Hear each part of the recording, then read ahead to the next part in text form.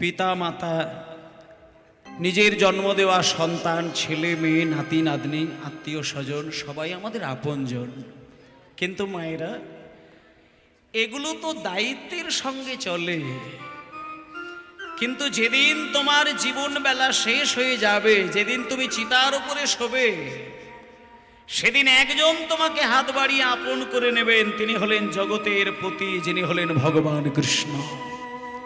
তাই ও মা, শেষের দিনে যদি সুখ, শান্তি, আনন্দ, পরমানন্দ, ভালোবাসা, প্রেম এগুলোকে ধরতে হয়, তাহলে সংসারের থেকে বেশি ভালোবাসতে হবে ভগবানের চরণ।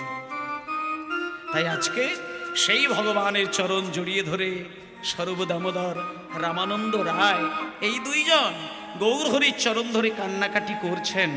এমন সময় পুরীর মন্দিরে যে ঘটনাটা ঘটল মায়েরা, শোনেন। ছবির মতো লীলা আস্বাদন করবেন। পুরীর মন্দিরে গম্ভীরার ঘরের দরজার সামনে মহাপ্রভু নীরব হয়ে কাঁদছেন, চরণ ধরে স্বরূপ দামোদর, রামানন্দ রায় এই ব্যাকুল প্রাণে ডাকছেন। কিন্তু হঠাৎ মন্দিরের বাইরে একজন, মায়েরা কথা বলবেন না, এই আসনটা হচ্ছে পবিত্র একটা আসন। এটা আপনারা হাতটাকে বলিয়ে দিয়ে যদি দেখেন, দেখবেন এখানে ধুলো ময়লা পাবেন। কিন্তু সাবধান, যদিও ডেকোরেটরের আসনটা ভাড়া করে এই কমিটি এখানে বিছিয়ে দিয়েছেন, তথাপিও আপনাদের একটা মূল্যবান কথা বলি। যেখানে নামের অমৃতের বর্ষণ হয়, সেখানে সেই শুভ মুহূর্তে সেই আসনটা নিছক কোনো ত্রিপল বা প্যান্ডেলের আসন নয়। রাজা পরীক্ষিতের চোখের জল ভেজানো এই আসন, এটা যদি একবার আপনি গ্রহণ করেন, তাহলে এই আসনের যতক্ষণ যজ্ঞসূত্র চলে, ততক্ষণ এই আসন ত্যাগ করা অপরাধের মধ্যে হয়ে যায়। তাই আমি আপনাদেরকে করজোড়ে বিনয় করে বলি, যতই ঠান্ডা পড়ুক, যাই হোক না কেন, 3 ঘন্টার জন্য আসনটাকে অন্তত হৃদয়ে জড়িয়ে ধরবেন। এই আসনের মূল্য থাকবে যতক্ষণ নাম চলবে, ততক্ষণে এই আসনটা রাজা পরীক্ষিতের আসন। আর এই যে আমি দাঁড়িয়ে কীর্তন গাইছি, এটা হলো সুখদেব গোস্বামীর আসন। তাই এগুলো এক জন্মে হয় না। যদি কেউ মনে করে যে এক জন্মে আমি কীর্তন শুনতে এসেছি, না, ভুল। এক জন্মে হরিনামের অমৃত পাওয়া যায় না। হয়তো বাসরে দাঁড়ানো যায়, কিন্তু কীর্তন শুনে নিজের আত্মসুখ এটা যদি কোনোদিন আসে, তাহলে জানবেন আপনি বিগত জন্মেও এই হরিনামের স্বাদ আপনি পেয়েছিলেন। যে গত জন্মে ভগবানের কিঞ্চিত কৃপা পেয়েছে, এই জন্মে সে ভগবানের নাম নিতে গেলে আত্মসুখ অনুভব করেন। আর এই জন্মে যিনি ভগবানের নাম শুনলে ভালো লাগে না, তেতো লাগে, যন্ত্রণা লাগে, জ্বালা লাগে, দুঃখ লাগে, জানতে হবে তার পূর্ব জন্মটা পরিষ্কার ছিল না। তাই এ জন্মে আপনাদের যতটা কীর্তন শুনে আনন্দ হবে, আপনি জানতে পারলেন আপনার পূর্বজন্মে কৃপা ছিল, আর আগামী জন্মে এর থেকে অনেক বেশি উন্নত স্তরে আপনি যেতে পারবেন। তাই এই সংকল্প করে আপনারা মন দিয়ে আজকের লীলাটা সাধন করবেন। লীলার ভেতরে তত্ত্ব, তথ্য, দৃষ্টান্ত, সিদ্ধান্ত সবকিছুই থাকবে। আর শুধু লীলা শুনবো, পালা শুনবো, লীলা শুনবো, পালা শুনবো, এই দোষটা থাকা ঠিক নয়। যে কথাগুলি হবে সেগুলো অন্তর ভিজিয়ে শুনতে হবে। তা মায়েরা, ছবির মতন করে লীলাটা সাধন করবেন। চলে যান পুরীর মন্দিরে। গম্ভীরার ঘরের দরজা বন্ধ। স্বরূপ দামোদর, রামানন্দ রায়কে জড়িয়ে ধরে মহাপ্রভু ক্রন্দন করছেন। এই অবস্থায় ভোরের বেলায় সবেমাত্র সূর্য উদয় হচ্ছে, এমন শুভ মুহূর্তে রাস্তা দিয়ে আমার মতন, আপনার মতন একজন অতি সাধারণ ঘরের একজন মানুষ, তিনি কি করছেন না, তিনি ভগবানের নাম করতে করতে পুরীর মন্দিরের দিকে যাচ্ছেন।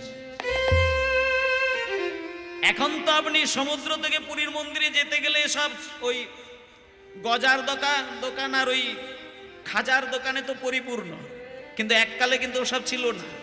এখন খাজা গজা এগুলো তো একবারে ঠেসে গিয়েছে, কিন্তু তখন সেটা ছিল না। তা আজকে যদি আপনারা সেখানে যান, ওই গজার দোকান, খাজার দোকান, নানান কিছু দোকানের মধ্য দিয়ে ডান দিকে খেয়াল রাখবেন একটা গম্ভীরা ধাম। সেই গম্ভীরা ধামে একটা অলৌকিক ঘটনা ঘটেছিল। একদিনকে মহাপ্রভু সকালবেলায় পাগলের মতো কৃষ্ণ নাম গাইছেন, আর এই অবস্থায় ওই যে রাস্তা, যে রাস্তা দিয়ে এখন আপনারা যান, ওই রাস্তাতে আমার মতন আপনার মতন একজন অতি সাধারণ ঘরের এক বাবা সমুদ্রে স্নান করে হরিনাম গাইতে গাইতে হরে কৃষ্ণ কৃষ্ণ কৃষ্ণ হরে হরে, হরে রাম রাম রাম হরে হরে। সবাই বলুন হরি হরি বল। কৃষ্ণ হরে কৃষ্ণ কৃষ্ণ কৃষ্ণ হরে হরে, হরে রাম হরে রাম, রাম রাম হরে হরে, হরে কৃষ্ণ কৃষ্ণ কৃষ্ণ হরে হরে, হরে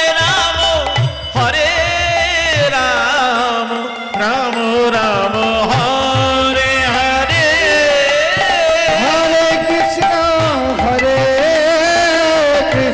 কৃষ্ণ কৃষ্ণ হরে হরে, হরে রাম রাম রাম হরে হরে কৃষ্ণ কৃষ্ণ কৃষ্ণ হরে হরে, হরে রাম রাম রাম হরে হরে, হরে কৃষ্ণ কৃষ্ণ কৃষ্ণ হরে হরে, হরে রাম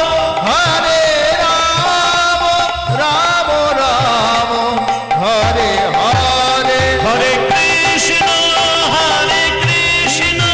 কৃষ্ণ কৃষ্ণ হরে হরে, হরে রাম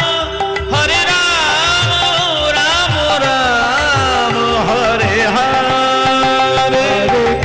হরে হরে, হরে কৃষ্ণ কৃষ্ণ কৃষ্ণ হরে হরে, হরে রাম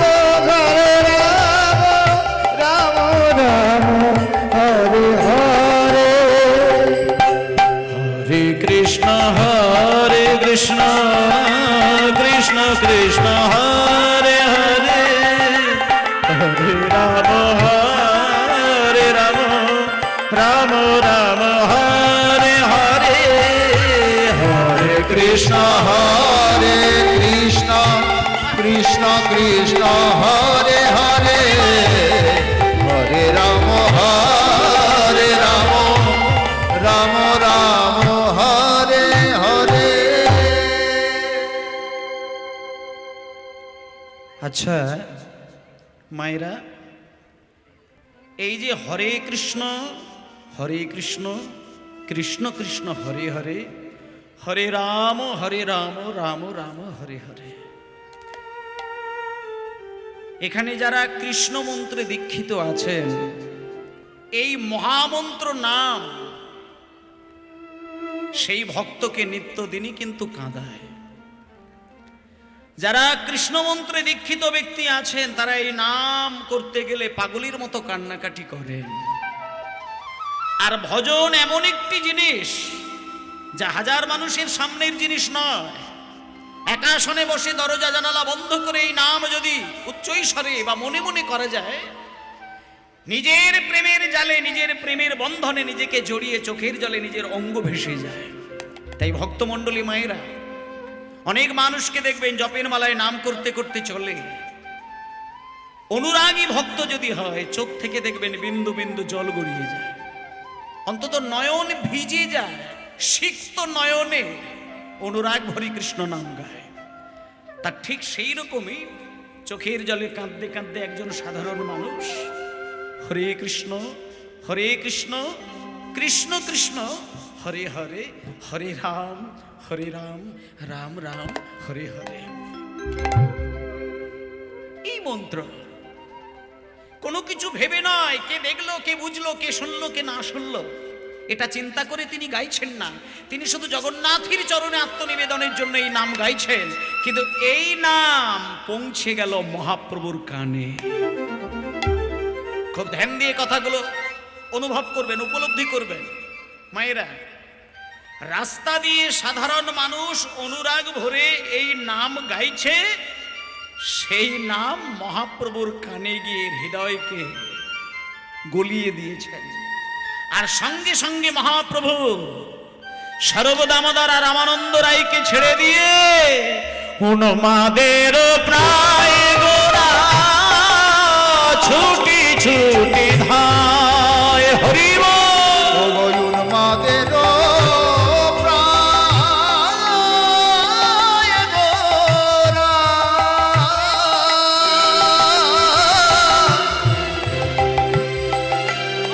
ছুটি ছুটি ধায়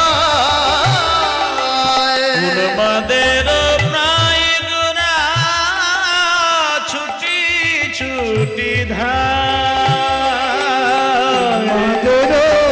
রায় গোরা ছুটি ছুটি যায়। এবার জি করে গোবিন্দ নাম ধরে তারে পায়, যে করে গোবিন্দ নাম ধরে তারে পায়। জি করে গোবিন্দ নাম ধরে তারে পায়, ধরে তার পায়, গোবিন্দ ধরে তারে পায়। ও বাবা, লীলা শ্রবণ করতে গেলে ঠিক এমন ভাবে লীলা শ্রবণ করা উচিত, কান দিয়ে শুনছেন, চোখ দিয়ে আমাকে দেখছেন, কিন্তু লীলাটা না নাটকের মতন, ছবির মতন হয়ে, সিনেমার মতন করে আপনার হৃদয়ে দেখবেন ধরা দিয়ে দেবে। আর লীলার মধ্যে যদি একবার ডুব দিয়ে দিতে পারেন, ওই লীলা কিন্তু আপনাকে কাঁদিয়ে দেবে। আর এইটুকু আমি নিশ্চিত বলতে পারি, হরিবাসরে কীর্তন শুনতে এসে যদি কোনো মানুষ নাম শ্রবণের দ্বারা চোখটাকে ভিজিয়ে তুলতে পারেন, আলাদা করে মন্দিরে গিয়ে তাকে ডালা সাজিয়ে মালা ঝুলিয়ে সেবা দিতে লাগে না।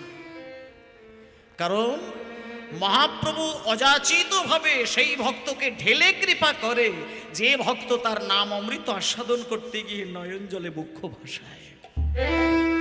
তাই আমি আপনাদেরকে এইটুকু শুধু বলে যাই, যে কীর্তন শুনতে গেলে চোখ ভেজে না, হৃদয় দোলে না, চোখে জল আসে না, সেই হরিনামে চৈতন্যদেবের চরণের কৃপা হয় না। ছেলে যদি মাকে একটা বাজে কথা বলে, মা 24 ঘন্টা কাঁদে। স্বামী যদি স্ত্রীকে নোংরা ভাষায় গালিগালাজ করে, বছরের পর বছর, মাসের পর মাস, স্ত্রী কাঁদতে কাঁদতে বালিশ ভিজিয়ে দেয়। কিন্তু মন্দিরে গিয়ে মালা দিতে গিয়ে, চন্দন দিতে গিয়ে, তুলসী পত্র দিতে গিয়ে কজন মানুষ চোখের জলে গোবিন্দের চরণ ধুইয়ে দেয়। যদি কোনোদিন ভগবানের নাম করতে গিয়ে চোখ থেকে টপ টপ করে জল গড়িয়ে যায়, তাহলে জানবেন আপনাকে আলাদা করে আর মঠে মন্দিরে কিচ্ছু করতে লাগবে না। তীর্থে তীর্থে বেড়াতে যাবার প্রয়োজন হবে না। দামি দামি ডালা সাজিয়ে ভগবানকে দিতে লাগে না। ভগবান একটা জিনিসই ভক্তের কাছে সর্বস্ব হারা হয়ে বিক্রি হয়ে যায়, সেটা হলো ভক্তের দুবিন্দু নয়নের জল। তাই ওমা শুধু চোখের জলে হরিনাম করছিল বলে চৈতন্যদেবের হৃদয় দুলে গেল, ছুটে এসে সাধারণ মানুষের পা দুটো জড়িয়ে ধরলেন। সাধারণ মানুষ বলছেন প্রভুর চোখের দিকে তাকিয়ে, শোনে চৈতন্য মহাপ্রভু তিনি হচ্ছেন ভগবান, আর যার পা জড়িয়ে ধরেছেন তিনি হচ্ছেন আমাদের মতো সাধারণ ঘরের একজন মানুষ। যেই তার পা দুটো জড়িয়ে ধরেছে মহাপ্রভু, সঙ্গে কি প্রভু আপনি আমার পা জড়িয়ে ধরেছেন, আপনি ভগবান, আপনি ভগবান, আপনি আমার পা ছেড়ে দিন, আপনি আমার পা ছেড়ে দিন। আপনি মহাপ্রভু বললেন, না গো, আমি তোমার পা ছাড়বো না। আমি এইটুকু অন্তত জানি, যারা চোখের জলে কৃষ্ণ নাম করে, আমি জানি সে নিশ্চয়ই কৃষ্ণের ঠিকানা জানে। ও মায়েরা, মহাপ্রভু আজকে সাধারণ মানুষের পা দুটো জড়িয়ে ধরে বলছে, শোনো গো, তুমি সকাল বেলায় সমুদ্রে স্নান করে জগন্নাথের পথে যেতে যেতে যেহেতু চোখের জলে কৃষ্ণ নাম করেছো, আমি জানি তুমি নিশ্চয়ই কৃষ্ণের ঠিকানা জানো। ওগো জানো যদি আমায় বলে দাও হে নিতাই গৌর হরি বল। আমায় বলে দাও হে, আমি কোথায় গেলে পাবো তারে, জানো যদি আমায় বলে দাও হে। আমি কোথায় গেলে পাবো তারে, জানো যদি আমায় বলে দাও গো। আমি কোথায় গেলে পাবো তারে, যার নাম শোনাই আমায় আহা পাগল করিলে। আমি কোথায় গেলে পাবো তারে, যার নাম শুনে আমার পাগল করে। আমি কোথায় গেলে পাবো তারে, যার নাম শোনাই আমায় তুমি পাগল করিলে।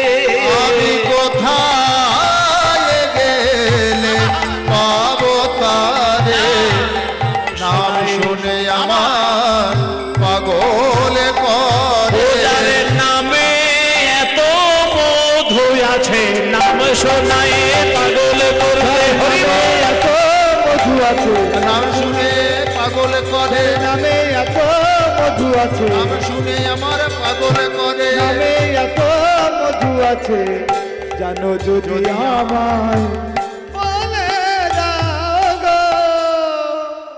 ভক্তমণ্ডলী মায়েরা, রিবাবটা হালকা কম। এই এতক্ষণ ধরে একটা বিষয় কিন্তু পরিষ্কার হয়ে গেল, আমাদের কাছেও হলো, আপনাদের কাছেও হলো। সেটা কি না, মহাপ্রভু শুধু চোখে জল দেখলে আর হৃদয়ে ভক্তি দেখলে, মুখে কৃষ্ণ নাম দেখলে, মহাপ্রভু নিজে এসে সেই ভক্তের চরণ জড়িয়ে ধরে। তাহলে বুঝতে পারছেন ভগবান কত বড় দয়াময়। ভগবানকে কিচ্ছু চাইতে হবে না, ভগবানের কাছে ডেকে ডেকে দুঃখের কথা বলতে হবে না, শুধু তার নাম করতে করতে কেঁদে যাও, তিনি অন্তর্যামী, তিনি নিজে এসে তোমার হৃদয়ের দরজা খুলে তোমার সকল খবর তিনি নিজেই দেখে নেবেন। যারা মনে করে ভগবানকে জানালে পরে ভগবান জানতে পারে, তারা মূর্খের মতো ভাবনা চিন্তা করেন। ওমা, মুখে ভাষা দিয়ে ডাকলে পরেই যদি ভগবান জানতো, তাহলে যারা বোবা হয় তাদের কথা তো ভগবান শুনতে পাবে না, যারা অন্ধ হয় তারা তো ভগবানকে দেখতে পাবে না, যারা মূর্খ হয় তারা তো ভাষা দিয়ে ভগবানকে বোঝাতে পারবে না। শোনেন, ভগবান ভাষা বোঝে না, ভগবান মন্ত্র বোঝে না, ভগবান সেবা বোঝে না, ভগবান শুধু ভক্তের ভক্তিটাকে গ্রহণ করে। ভক্তি কাকে বলে? নিঃস্বার্থে, বিনা স্বার্থে, বিনা শর্তে, শুধু চোখের জলে যার নাম করতে গিয়ে ভক্ত কাঁদেন, সেই হয় একমাত্র ভক্ত। তাই জন্য মায়েরা, আজকে আমরা চৈতন্যদেবের ভগবান হয়ে ভক্তকে কেমন করে কৃপা করেছেন, আজকে আমরা অবশ্যই সে লীলা কাহিনী মন দিয়ে শুনলাম। এইবার চলুন সবাই মিলে একটুখানি চলে যায় মধুময় শ্রীধাম বৃন্দাবনে। সবাই বলুন শ্রী গুরু নিতাই গৌর প্রেমানন্দে হরিবোল হরিবোল হরিবোল। আজি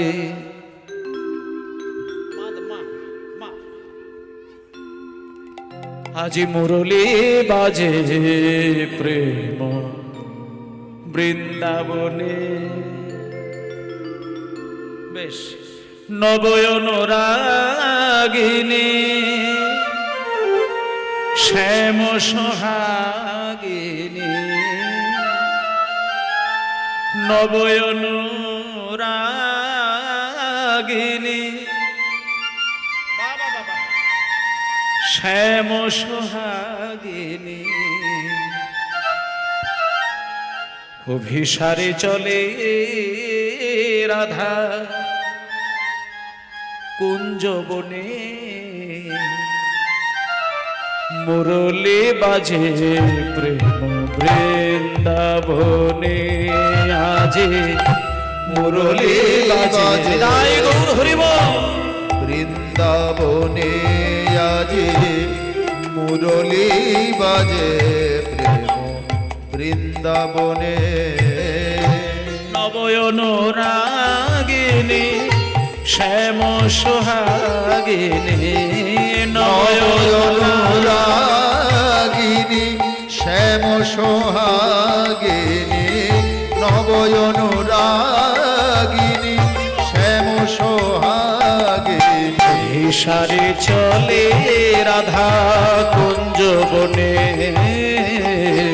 অভিসারে চলে চলে রাধা কুঞ্জবনে, মুরলী বাজে প্রেম বৃন্দাবনে, আজি মুরলী বাজে প্রেম বৃন্দাবনে, আজি মুরলী বাজে প্রেম বৃন্দাবনে, কোকিল কুহু কুহু গাহে তরু শাখে, মিলনে চলে রাধা মুখ শশী ঢাকে, কোকিল কুহু কুহু গায়ে তরু শাখে, মিলনে চলে রাধা মুখ শশী ঢাকে, কোকিল কুহু কুহু গাহে তরু শাখে,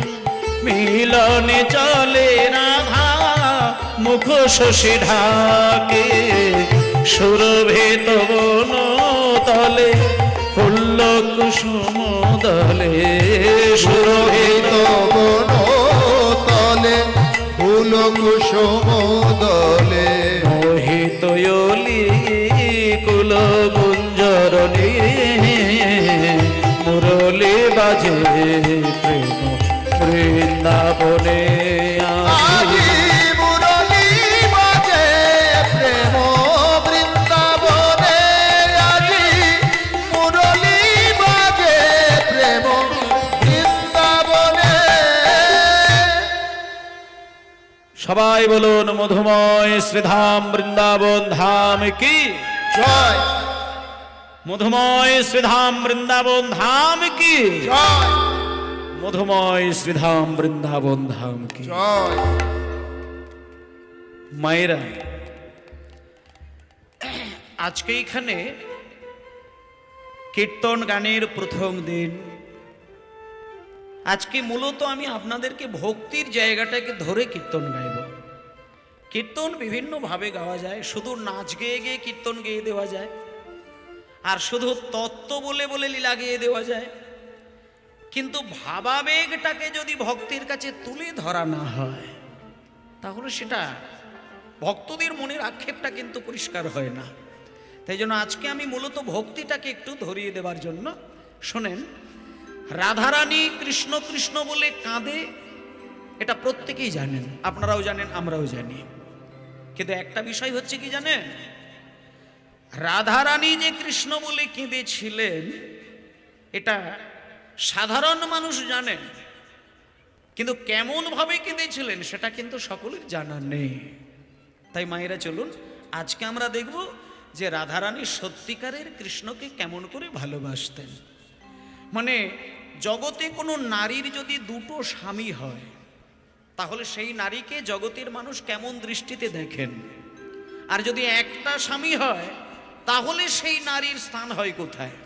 একটুখানি শুনে নিন।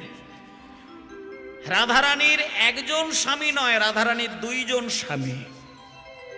একদিনকে প্রভাতকালে শ্রীমতী রাধারানী মনের দুঃখে একটা কথা চিন্তা করছে যে আমার শাশুড়ি আর ননদী দুইজনে আমাকে কলঙ্কিনী বলে বলে আমাকে শেষ করে দিচ্ছে, কিন্তু আমি এইটুকু জানি যে যে সমস্ত পতিব্রতা নারী একজন স্বামীর চরণ সেবা করে, দ্বিতীয় কোনো স্বামীর দিকে তাকায় না, আমি বলবো রাধারানী হয়ে তিনি হচ্ছেন কলঙ্কিনী। আর যে দুজন স্বামীর সম্মান করে যায় তাহলে তাকে কেউ কলঙ্কিনী বলে না। এটা রাধারানীর একটা মনের অহংকার বলতে পারেন, গর্ব বলতে পারেন, এটা রাধারানীর দিক থেকে একটা আনন্দের খবর বলতে পারেন। রাধারানী এইটুকু পরিষ্কার যে আমি দুটো স্বামীকে সমানভাবে আমার হৃদয় সিংহাসনে বসিয়ে রেখেছি। তাহলে দুজন স্বামীকে, একজন স্বামী হলো আমার দেহপতি আয়ান, আর দ্বিতীয় স্বামীকে না, দ্বিতীয় স্বামী হলো আমার জগৎপতি ভগবান কৃষ্ণ। তাই মায়েদেরকেও কথা একটা বলি, দেহপতির ভালোবাসা, দেহপতিকে সেবা করা, দেহপতির সম্মান করা এটা প্রত্যেকটি স্ত্রীর অবশ্যই কর্তব্য।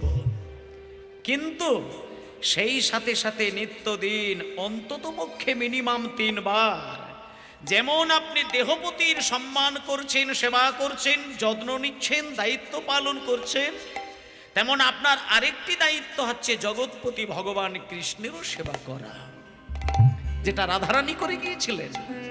তবুও কিন্তু রাধারানীকে সমানে দোষ পেতে হয়েছিল, কিন্তু রাধারানী তাতে কোনোদিন দুঃখ পায় না।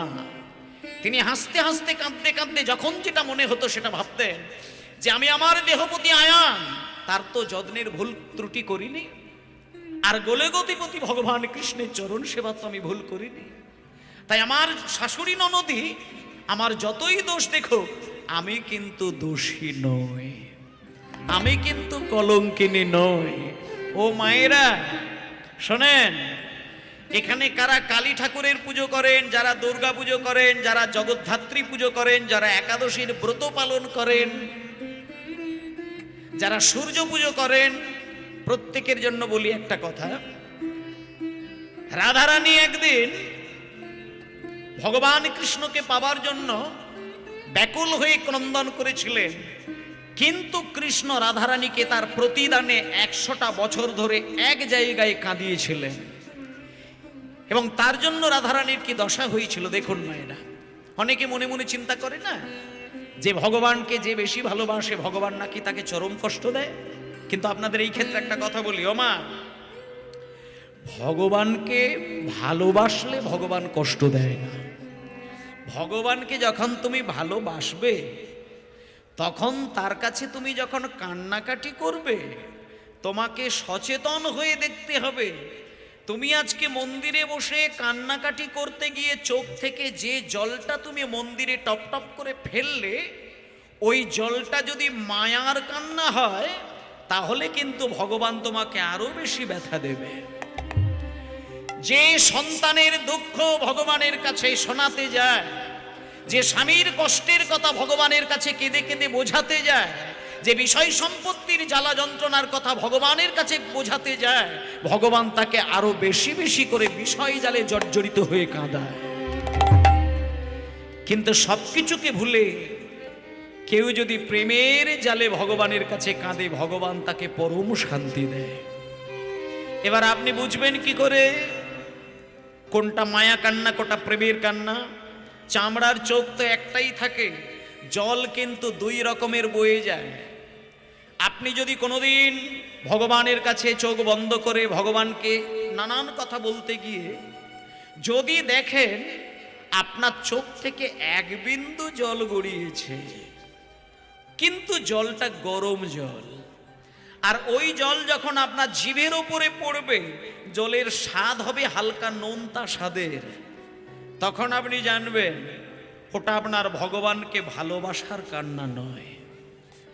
ভগবানকে ভালোবেসে যে ব্যক্তি কান্নাকাটি করে, ভগবানকে প্রেমের ডোরে বেঁধে যে ব্যক্তি ভগবানের উদ্দেশ্যে কাঁদেন, সেই চোখের জল কোনোদিন নোনা স্বাদের হয় না, সেই চোখের জল কোনোদিন গরম জল হয় না, সেই জল হবে ঠান্ডা বরফের মতো।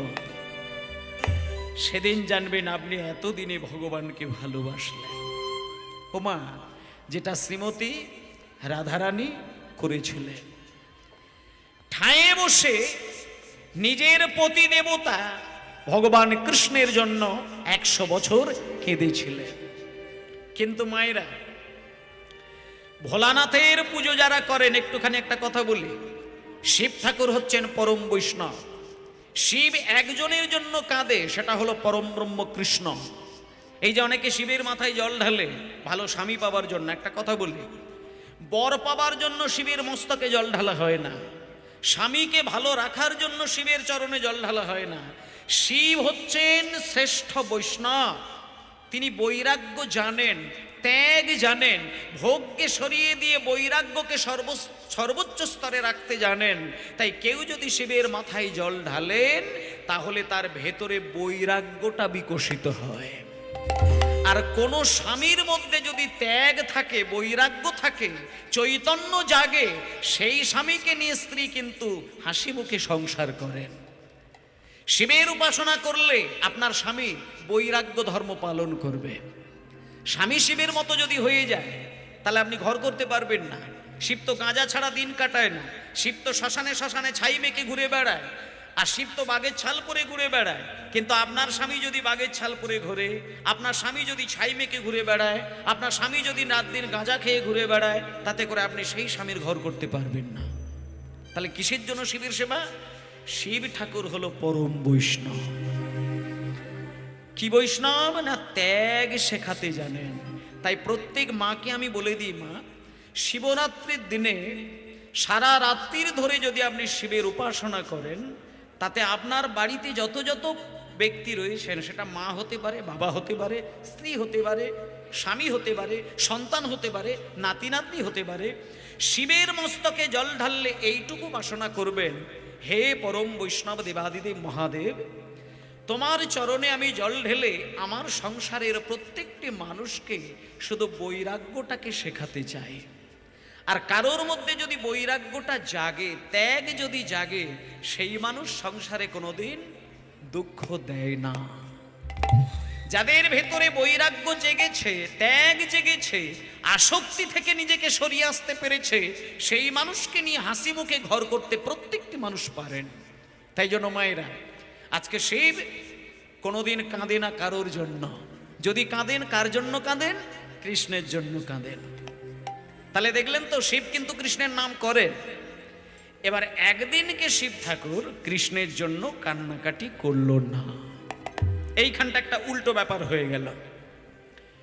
কৈলাস পর্বতের শিখরে বসে শিব ঠাকুর সর্ব অঙ্গে ছাই মেখে চোখের জলে দেহ নয় কৈলাস পর্বত ভেসে যাচ্ছে। ভালো করে খেয়াল করে দেখবেন। নারদ মুনি বাতাসে সংবাদ পেয়েছে মামা কৈলাস পর্বতের উপরে বসে বসে কান্নাকাটি করছে। এই দৃশ্য নারদ মুনি এসে দেখা মাত্র মামির কাছে চলে গেছে, মানে দুর্গার কাছে। দুর্গার কাছে গিয়ে নারদ মুনি বলছে, মামি, মামাকে আমি জীবনে কোনোদিন কাঁদতে দেখি না, আজকে দেখলাম মামা কৈলাস পর্বতের উপরে পাগলের মতো কাঁদছেন। ও মামি, তুমি শীঘ্রই চলো মামাকে কেন কাঁদছে দেখার জন্য। আসতে মায়েরা, সঙ্গে সঙ্গে দেবী পার্বতী ছুটে গিয়ে ভোলানাথের চরণ দুটো জড়িয়ে ধরে বলছেন, স্বামী, আজকে কৈলাস পর্বতের মধ্যে মায়া কান্না কাঁদছো না প্রেমের কান্না কাঁদছো? এইরকম পাগল হয়ে কান্না তো আমি কোনোদিন দেখি না। তখন দেবাদিদেব মহাদেব দুর্গার দিকে হাত জোড় করে বলছেন, দুর্গা, আমি যে আজকে কাঁদছি, এই কান্নাটা কেন জানো? এই কান্না হলো শ্রীমতী রাধারানীর বিরহটাকে চিন্তা করে কাঁদছি। আমি শুধু একটা জিনিস চিন্তা করছি, যে রাধারানী কৃষ্ণ ছাড়া কিচ্ছু জানে না, আজকে সেই রাধারানী 100টা বছর ধরে কৃষ্ণের জন্য কাঁদছেন। তাই জন্য আমি তার বিরহ চিন্তা করে কাঁদছি। শোনো দুর্গা, এই পৃথিবীতে যত মানুষ আছে প্রত্যেকটি মানুষের হৃদয়ে গিয়ে যদি খবর নাও, প্রতিটি মানুষ কিন্তু তার বিরহ জ্বালা যন্ত্রণা আছেই আছে। হয় কারোর দেখবে পেটের ছেলে হয়তো মারা গেছে, হয় কারোর হয়তো ভালোবাসার সম্পদ স্বামী হয়তো মারা গেছে, কারোর প্রেমিক প্রেমিকা হারিয়ে গেছে, হয়তো কারোর জমি জায়গা হারিয়ে গেছে, সোনা দানা হারিয়ে গেছে। কোনো না কোনো দুঃখ কিন্তু মানুষকে গোপনে গোপনে কাঁদায়। দুর্গা, এ জগতে যত মানুষ আছে প্রত্যেকটা মানুষের দুঃখ বিরহ সব যদি তুমি এক জায়গায় করো, তবু আমি শিব ঠাকুর হয়ে কথা দিলাম, রাধা বিরহ সাগরের কাছে সেটা মাত্র 3 বিন্দু জলের মতন মনে হয়। মায়েরা, পৃথিবীতে যত কোটি কোটি মানুষ আছে সবার বিরহ এক জায়গায় করলে যে রাশি হবে সেটা রাধারানীর বিরহ সাগরের কাছে মাত্র 3 ফোঁটা জলের মতন মনে হবে। এ কথা বলার সঙ্গে সঙ্গে দুর্গার চোখে জল এসে গেল। তাই জন্য মায়েদেরকেও একটা কথা বলি, কৃষ্ণকে যদি একবার পাগড়ে জড়িয়ে ধরে কান্নাকাটি করেন, রাধার মতন হয়তো আপনাকেও কাঁদতে হবে। কিন্তু এটা আপনাদের বলে দিই, সংসারের জন্য যে কান্না কাঁদেন সেটা হলো তীব্র দুঃখের কান্না, আর কৃষ্ণের জন্য যখন কাঁদবেন সেটা হলো আপনার সুখের কান্না, আনন্দের কান্না, পরম শান্তির কান্না। সেই কান্না আজকে কেঁদেছেন কে? রাধারানী কেঁদেছেন। আর এই কান্না দেখার জন্য একজন এসেছেন। তিনি কে মায়েরা?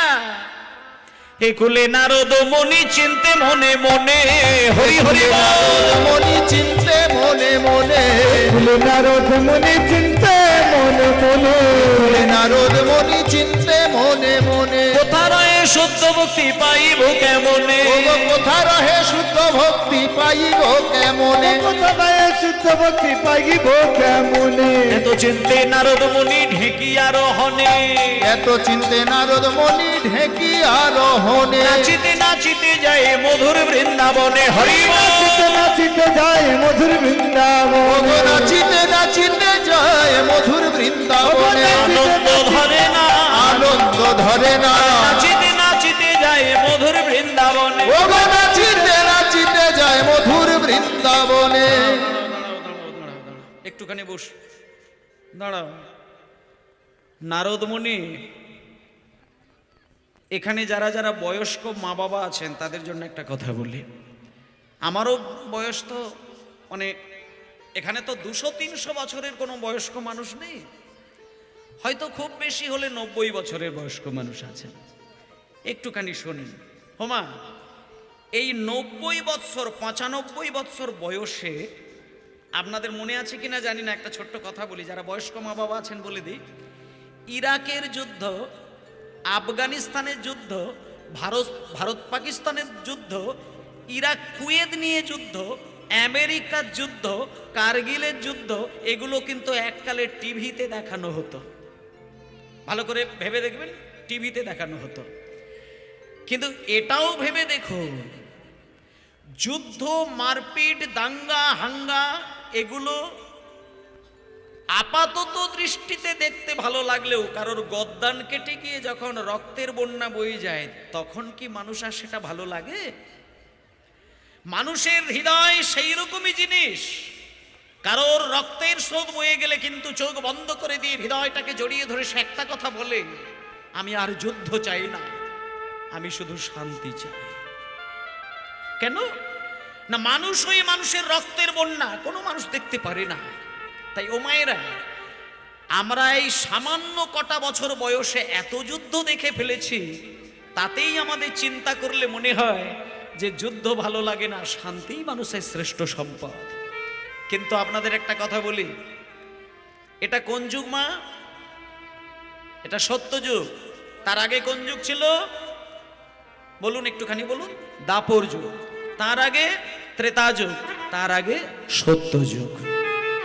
আচ্ছা শোনেন, সত্য যুগে একটা যুদ্ধ হয়েছিল, যে যুদ্ধটার নাম হলো হিরণ্যাক্ষের যুদ্ধ। ত্রেতা যুগে একটা যুদ্ধ হয়েছিল, যেটা রাম রাবণের যুদ্ধ।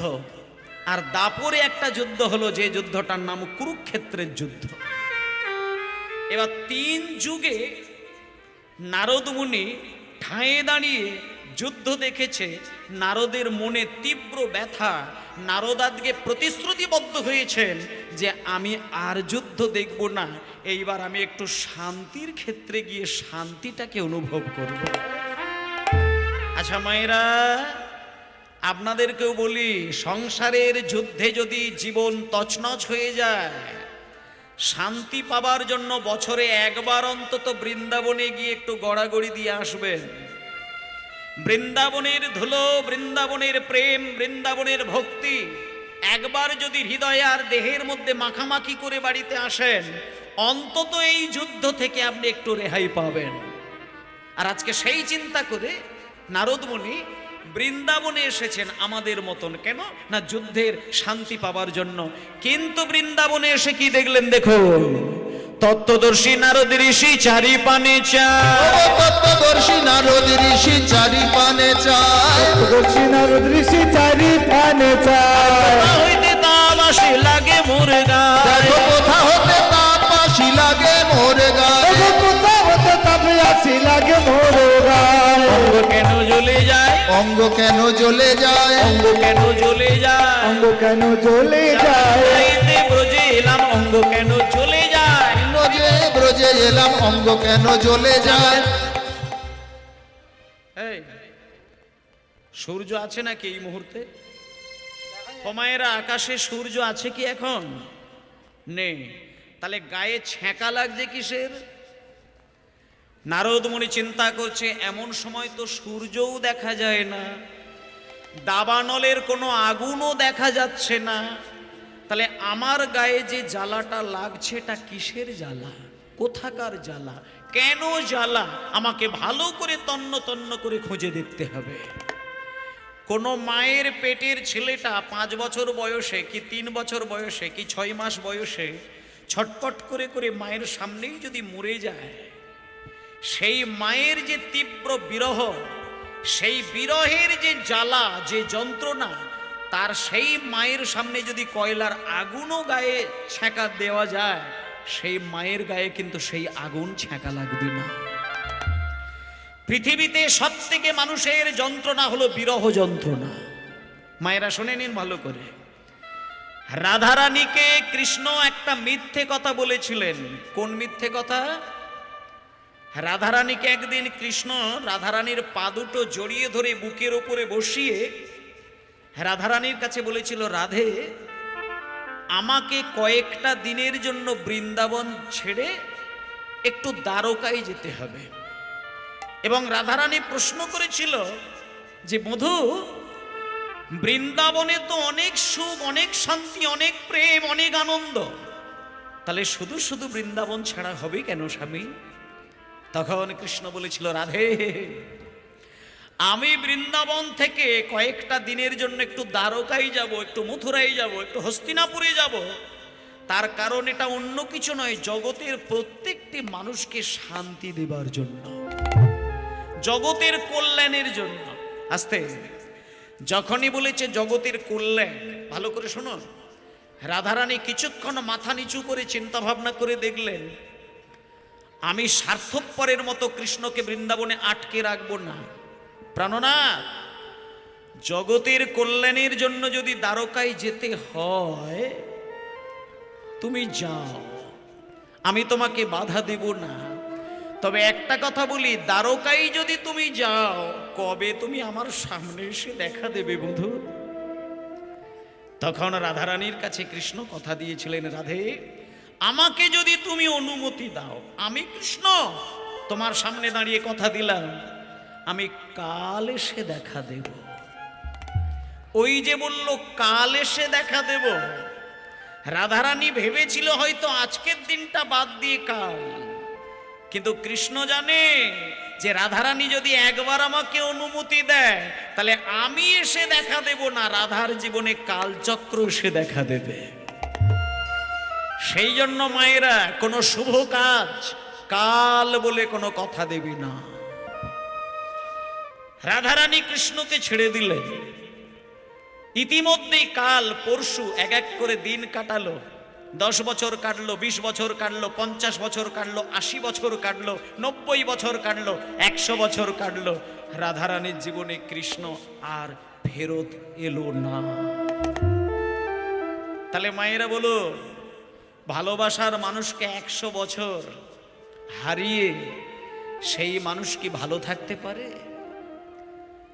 কারোর হাতের নাড়ি যদি চলে তাকে বোঝা যায় বেঁচে আছে, চোখের যদি পলক পড়ে তাকে বলা যায় বেঁচে আছে। হ্যাঁ, কিন্তু রাধারানী চোখের পলক পড়ছে না, হাতের নাড়ি চলছে না, নাকে নিঃশ্বাস বইছে না, রাধারানী মরে গেছে এটা সবাই ভেবে নিলেন। কিন্তু আজকে রাধারানীর কাছে এসে নারদ মুনি দেখলেন রাধারানীর শেষ দশা। এই যে বললাম মায়েরা গায়ে ছ্যাঁকা লাগছে নারদের, এই ছ্যাঁকাটা অন্য কোনো ছ্যাঁকা নয়। আপনি যদি সত্যিকারের মানুষ হয়ে থাকেন তাহলে আপনারই সামনে দাঁড়িয়ে থাকা আর একটা মানুষের বিরহ যন্ত্রণায় সে যখন হাউ হাউ করে কাঁদে, তার বিরহ জ্বালা কিন্তু আপনার হৃদয়কে কিন্তু জ্বালিয়ে দেয়। আপনার অজান্তেই তার কান্না দেখলে আপনার নয়ন ভিজে যায়। আজকে রাধারানীর 100 বছরের তীব্র বিরহের কান্না নারদ মুনিকে কাঁদিয়ে দিলেন। নারদ মুনি রাধারানীর হাত দুটো ধরে বলছে, রাধে তুমি কেঁদো না, আমি তোমাকে কথা দিলাম, আমি তোমাকে কথা দিলাম রাধে। লোকে আমাকে বলে বেড়ায় আমি নাকি লোকের মধ্যে ঝগড়া বাঁধিয়ে দিই, দ্বন্দ্ব বাঁধিয়ে দিই, কিন্তু রাধে আজকে আমি তোমার সামনে দাঁড়িয়ে হাত জোড় করে প্রতিজ্ঞা করলাম, আজকে থেকে আমি নারদ মানুষের সঙ্গে মানুষের আর কোনো ঝগড়া দ্বন্দ্ব বাঁধাবো না। আজকে আমি কথা দিলাম, যেন তেন প্রকারে কৃষ্ণের সঙ্গে তোমার মিলন ঘটাবই। মায়েরা, সংসারে যদি কোনো নারদের দৃষ্টি পড়ে আমরা জানি সেই সংসার ভেঙে তছনছ হয়ে যায়। কত সাজানো সংসার গো মা, কিছু অশুভ লোকের দৃষ্টিতে সোনার সংসার ভেঙে শ্মশান হয়ে গেছে। তার সত্য প্রমাণ রাজা দশরথের সংসার। রাজা দশরথ রামকে এত ভালোবাসত, এক নিমেষ যদি রামকে না দেখতে পায়, হে রাম বলে রাজা দশরথ অজ্ঞান হয়ে মাটিতে পড়ে যেত। কিন্তু সেই রাজা দশরথ একদিন রামকে না দেখতে পেলে পাগল হয়ে যেতেন। কিন্তু সেই রাজা দশরথ রামকে সামনে দাঁড়িয়ে বলেছিল, রে রাম, আমি তোর বাবা, আমার সামনে দাঁড়িয়ে তুই কথা দে 14 বছরের জন্য তুই বনে চলে যাবি। ও মা, বাবা হয়ে ছেলেকে 14 বছরের জন্য বনে পাঠিয়ে দিচ্ছেন। তীব্র বেদনা কাকে বলে একটু পরেই শুনবেন। কিন্তু সেই রাজা দশরথ মারা গিয়েছিল কেন জানেন? ওই রামের বিরহে। শুনুন মা, আজকে নারদ মুনি বলছে, রাধে তুমি কেঁদো না, আমি এক্ষুনি কৃষ্ণের সঙ্গে এমন একটা কল্পনা জল্পনা করব, এমন একটা চক্রান্ত তৈরি করব, কৌশল করব, যাতে তোমার সঙ্গে কৃষ্ণর কিছুদিনের মধ্যেই মিলন হয়। কিছুদিনের মধ্যে তোমার সঙ্গে কৃষ্ণের মিলন হয়। আমি চললাম রাধে, আমি এই চললাম, তুমি আর কেঁদো না। মায়েদেরকে একটা কথা বলি, আজকে যে লীলাটি আমি আস্বাদন করাবো, আপনারা শুধু আজকের লীলাটা শুধু মন দিয়ে যদি শ্রবণ করে যান, আমাদেরও অজান্তে অনেক পাপ কর্ম হয়ে যায়। মানুষ তো কামনার বশবর্তী হয়ে অনেক পাপ করে ফেলেন, কিন্তু সেই পাপ ধুয়ে মুছে পরিষ্কার হবে কি করে? আমরা কামনার বশবর্তী হয়ে জেনে বুঝে না জেনে না বুঝে এত পাপের পাহাড় তৈরি করি, যে পাপ জন্ম জন্ম তপস্যা করলেও আর ধোয়া মোছা যায় না। কিন্তু আজকের এই যে লীলাটা, এই লীলার এত ক্ষমতা রয়েছে, এই লীলা যদি শুধু মন প্রাণ দিয়ে নীরব হয়ে শুধু শ্রবণ করা যায়, এই লীলার ক্ষমতার জোরে আপনার সঞ্চিত পাপের অনেকাংশে ধুয়ে মুছে পরিষ্কার হতে পারে। তাই সবাই আজকে লীলাটা মন দিয়ে শুনবেন। এটা নারদ মুনির একটা চক্রান্ত। দেখুন, রাধারানীর যন্ত্রণা সহ্য করতে না পেরে নারদ মুনি বিনা যন্ত্রকে ধরে চাই। দেখুন, বীণা যন্ত্রকে হাতে নিয়ে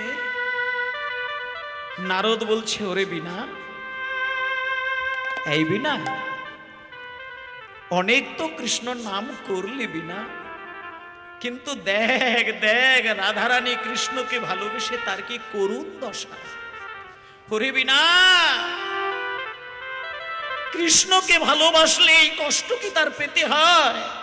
তাই আজকে আমি আর কৃষ্ণ নাম করব না। আমাকে যদি পারিস একটু মন দিয়ে রাধা নাম শোনা তো দেখি। চল তো বীণা, তুই আর আমি দুইজনে এই বৃন্দাবন থেকে রাধা নাম গাইতে গাইতে দ্বারকার পথে গিয়ে দাঁড়ায়। এই বীণা, চলো চলো যন্ত্র,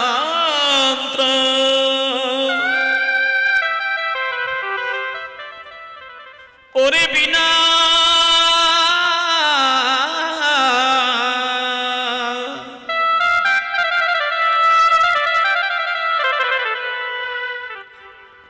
বলো বলো যন্ত্র,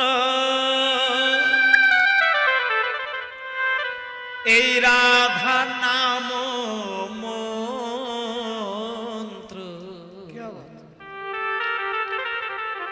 করো জাগ যজ্ঞ ব্রত, কিছুই নাহি আর। হরি হরি যন্ত্র রাধা নাম মন্ত্র, জাগ যজ্ঞ ব্রত, কিছু নাহিয়া। আর বলো বলো যন্ত্র, রাধা নাম মন্ত্র, জাগে যজ্ঞ ব্রত, কিছুই নাহিয়া।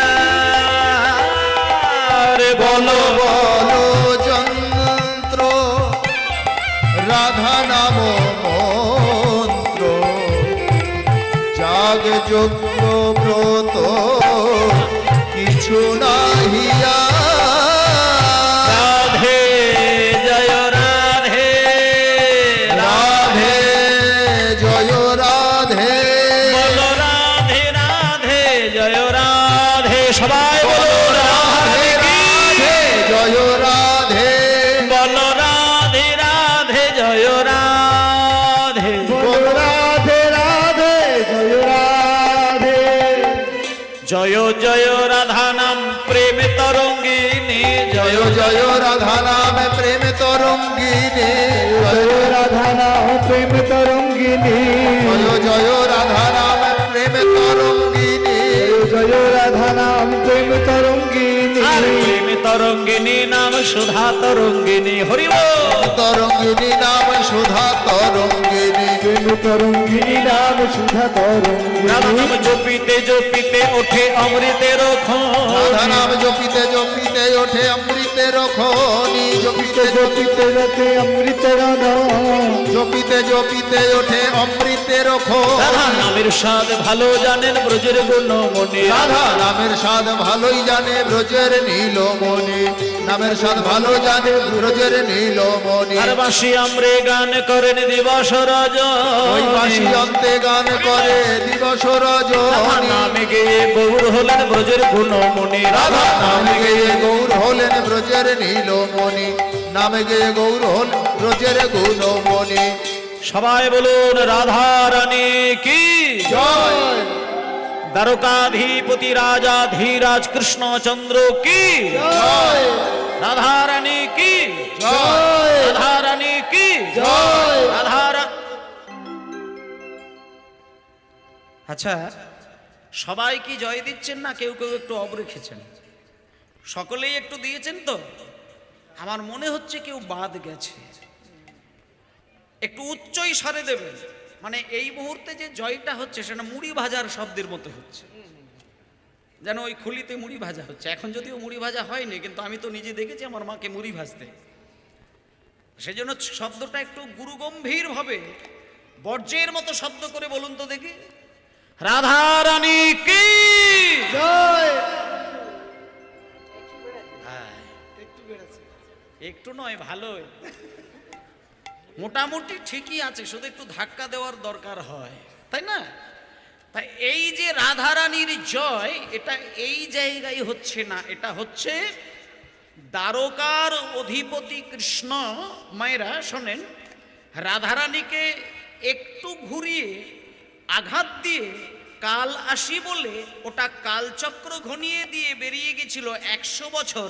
রাধারানীর ধারে কাছে কিন্তু কৃষ্ণ আসেনি। এবার সেইটা পরিকল্পিতভাবে নারদ মুনি দ্বারকার যে রাজপ্রাসাদ, যেখানে কৃষ্ণ সোনার সিংহাসনে বসে রয়েছেন, ওই রাজপ্রাসাদের যে জানালা রয়েছে, জানালার বাইরেটা নারদ মুনি গিয়ে উচ্চ স্বরে মধুর সুরে বলছেন, রাধারানী কি। এবার যেই রাধারানীর জয়ধ্বনি দিলে, হুমায়রা সোনার সিংহাসনে কৃষ্ণ বসেছিলেন, দুম করে চমকে উঠলেন।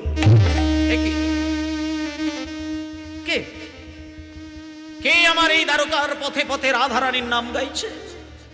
সিংহাসন থেকে লাফ দিয়ে দ্রুত গতিতে রাজপ্রাসাদের বাইরে এসে দেখছে, ও হে কি, দাঁড়াও দাঁড়াও দাঁড়াও দাঁড়াও মুনিবর, আচ্ছা আমি তো এতগুলো দিন দেখে এলাম, আস্তে মায়েরা কথা হবে না সামনে, এতগুলো বছর দেখে এলাম তুমি বিনা যন্ত্রের মধ্যে নারায়ণ নারায়ণ নারায়ণ গুণকীর্তন করেছ, তা আজকে তুমি আমার প্রিয় নাম রাধারানীর নামটা ধরে আমার রাজপ্রাসাদের বাইরে উচ্চ স্বরে কেন তুমি গাইছো? তখন রাধার এই কথা বলার সঙ্গে সঙ্গে দেখুন নারদ মুনি বলছেন, কৃষ্ণচন্দ্র,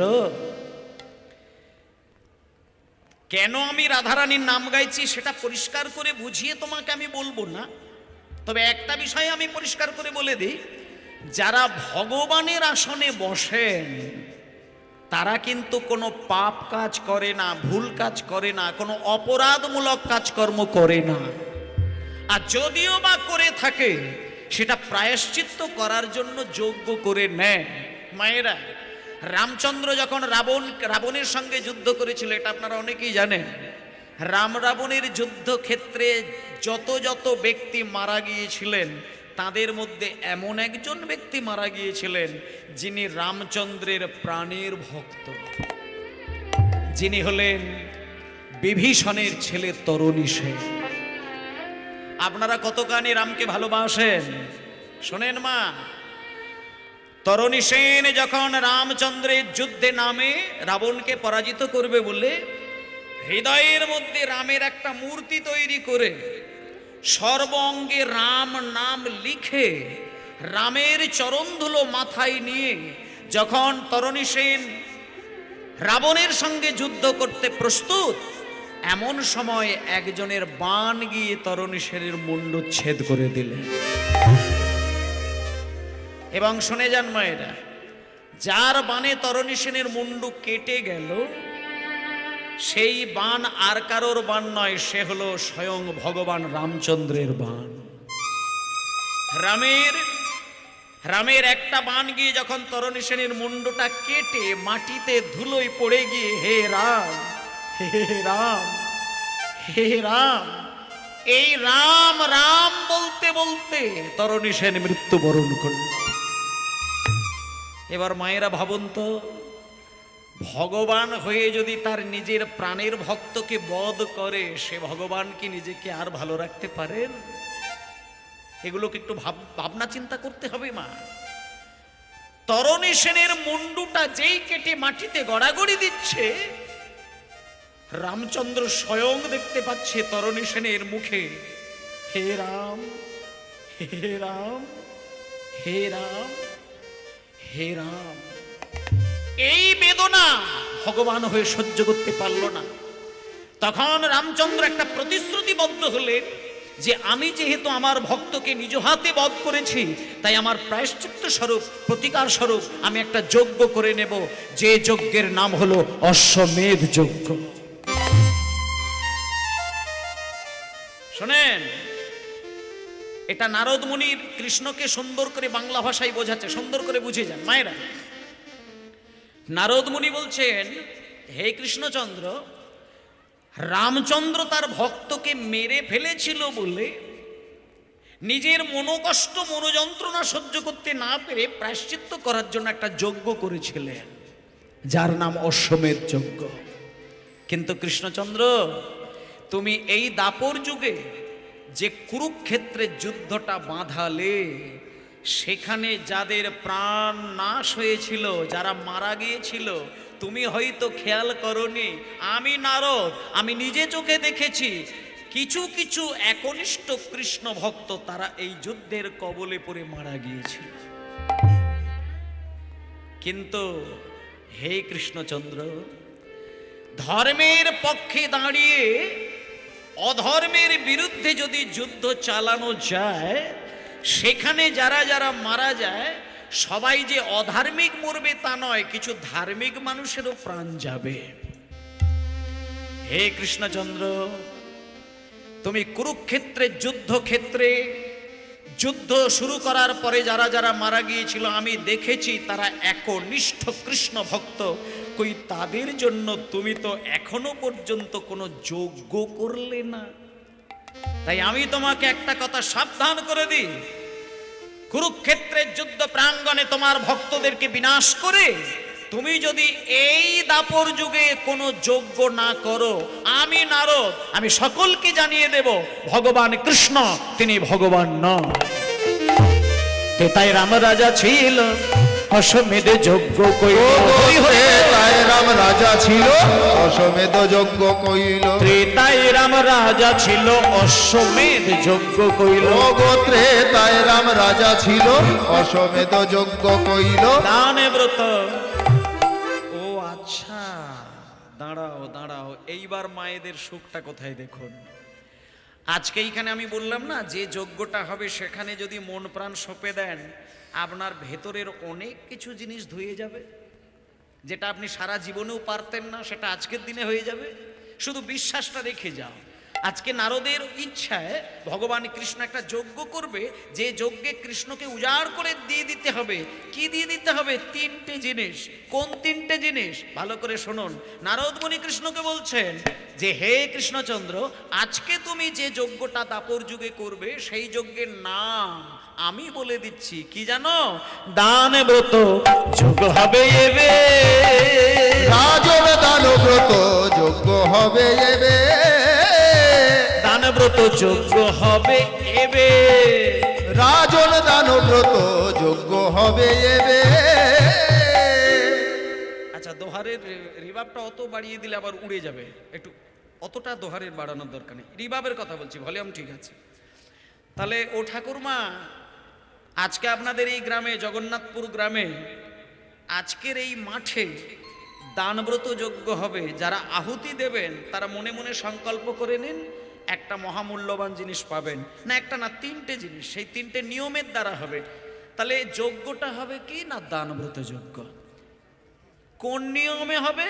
না নিয়ম তো হাজারটা থাকবে, কিন্তু আজকে জগন্নাথপুর গ্রামে তিনটে নিয়মের মধ্যে যজ্ঞ হবে।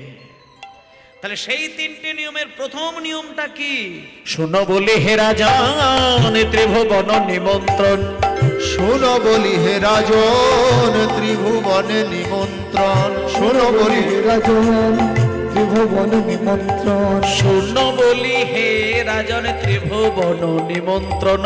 শোনো বলি হে রাজন ত্রিভুবনে নিমন্ত্রণ। নিমন্ত্রণ সবারে করিবে। রাজন নিমন্ত্রণ সবারে করিবে।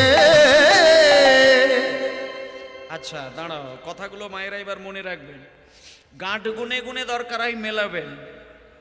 এক নম্বর কথা হচ্ছে আজকে দানব্রত যজ্ঞ আমরা শুনবো, এটা ভুলে যাবেন না, মনে রাখবেন।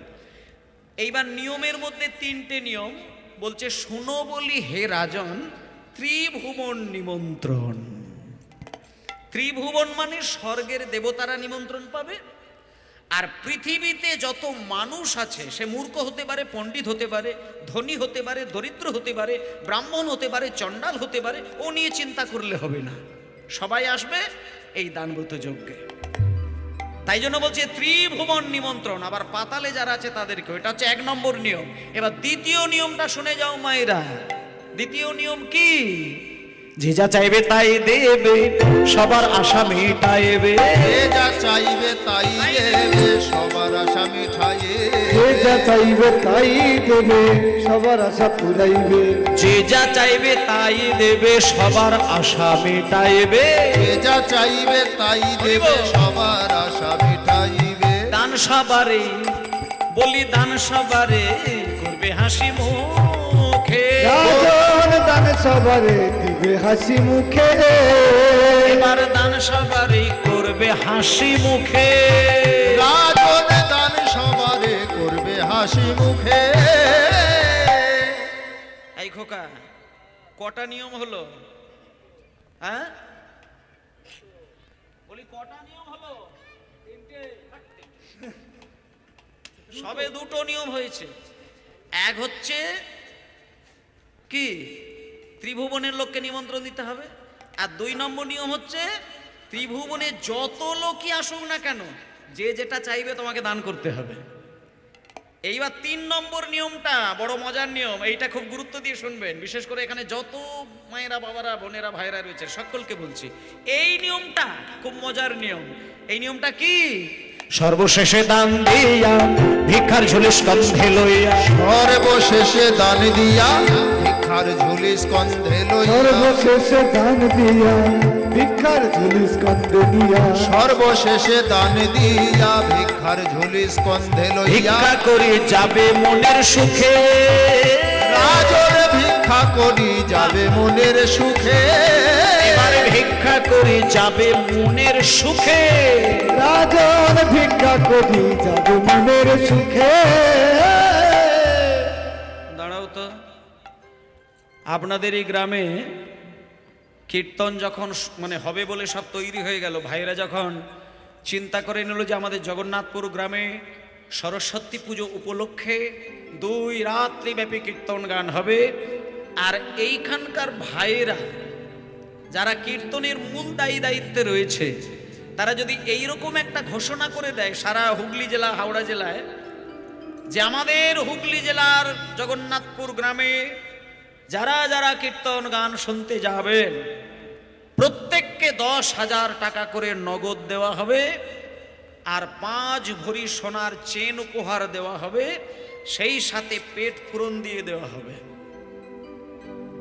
বলুন, মানে আমার তো মনে হয় যে হুগলি জেলার একটা মানুষও বাদ পড়বে না, যে আজকে হয়েছে তাকেও কোলে করে মা নিয়ে আসবে।